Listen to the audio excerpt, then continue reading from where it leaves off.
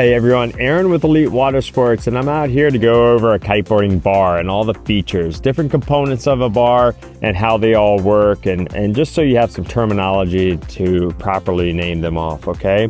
I'm using a core kiteboarding bar. This is not a core review, a core kiteboarding review.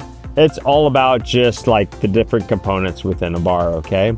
So what we have to start off with is a chicken loop with a chicken stick. Many different names for that out there on the market today, but definitely the most PC term for it, all right?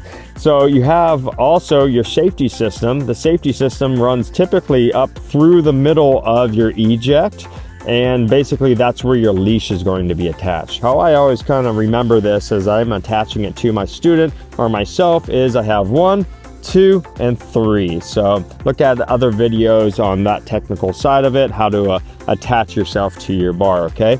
Now what you will have is an eject. All bars are going to have some sort of eject. If they don't use it, move on, get something more modern, okay? It is also becoming the standard to have red in this section of it, so look out for that. All bars will have red if they're complying by some of the IKA rules. So basically you have a push away. That's also part of the rulings on that now, is that it has to be a push away, so it's standardized.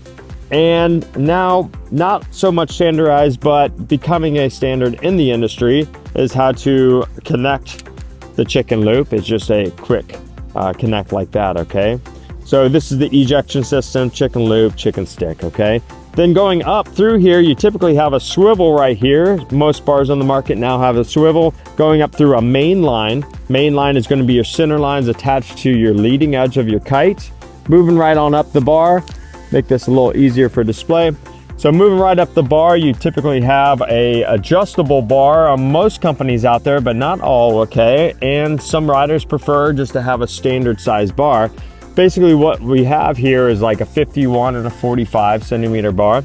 Now what that goes into is that the smaller the bar, basically the bar doesn't travel as far when you're fully steering the kite, okay? So if you don't want as much feedback in the kite, have a smaller bar. Say like you're learning a new trick or whatnot, you can go into a smaller bar, and now the kite's not as sensitive to wherever your body positioning is or body mechanics are, if you're oversteering or understeering or whatnot, okay? So yeah, just adjustabilities. Now you also have line keepers, all right? So when you're wrapping up the bar, okay, you can keep your lines nice and tight and organized, and most bars will have a bungee system to keep those lines kind of all organized underneath, okay? Shooting on up, some bars underneath these floats, not many people know because they've never taken the float up, is that you have some adjustability underneath, okay? Now we have other videos out there about tuning your bar. It's very essential to like your success out on the water to have a very well-tuned bar. It's like getting an alignment on your car and just how nice that car drives right after an alignment. Same thing with your kite gear. As you adapt throughout the years of riding, or maybe months of riding, hard riding, you know, your lines may come out of tuned and a little wacky, and you won't even notice until you tune your bar, and then all of a sudden you're like, wow, my gear is amazing again, okay? So that's what these knots are for adjustability on that. Going right up the main line, this is a simple system. It just has a cam cleat, pretty standard in the industry. It's just a 2-to-1, make it really super easy. Some people call it a trim strap, or some people call it a depower strap. I don't really mind either way. All I know is that it trims my sail typically, and if I have too much power, well, it also depowers my sail. So it means the same thing, just depends on who you're really talking to, okay? So cam cleat with the trim strap. Some other fancier bars out there might have adjustability. You don't have this cam cleat right here. You might have like what's called a clicker bar, or a couple other companies have like a little knob on the end of it. You know, that's too fancy for me, but hey, it could be better for you, all right?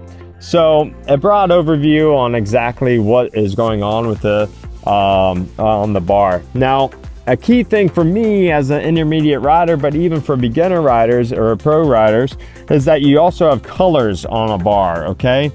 This bar, you know, it's not really super separated. You have white on the left and black on the right. And in most bars out there in the world, you have what's red on the left and white or blue or green or whatever other color on the right hand side.